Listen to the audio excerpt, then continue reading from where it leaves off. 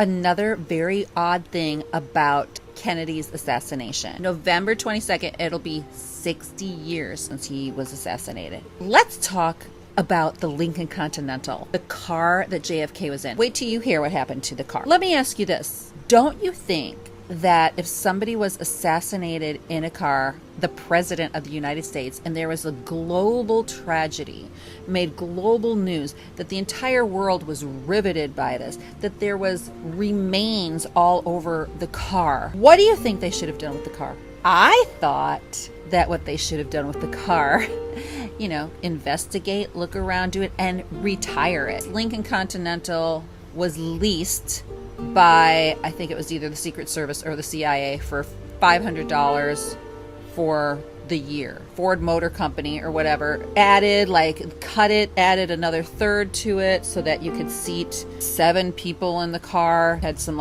jump seats in it, 3 feet extra, had a hydraulic system. They put $250,000 into this car. The car would travel with them as sort of a parade car. It had a cover, another cover. I'm just speaking this off the top of my head, so I'm not reading anything. So I'm sorry if those of you who are experts on that car, if I mess things up. But it had a bubble top that you could put on, had some other things. So it was a high-tech car for the time. It even had its own kind of phone system. So they bring it back to DC because it always traveled like that.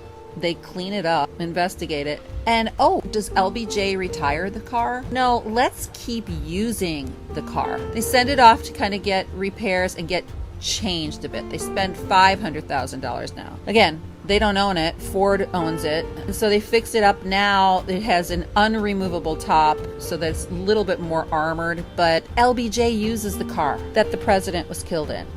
He's not the only one that uses it. Nixon decides to use it. Puts a little sunroof in it so he can stick his head out and wave. You know who else uses it? Gerald Ford. It was not retired until 1977. They used that car. They used the car for an additional 14 years after the president died. It is now in the Ford Museum in Dearborn, Michigan.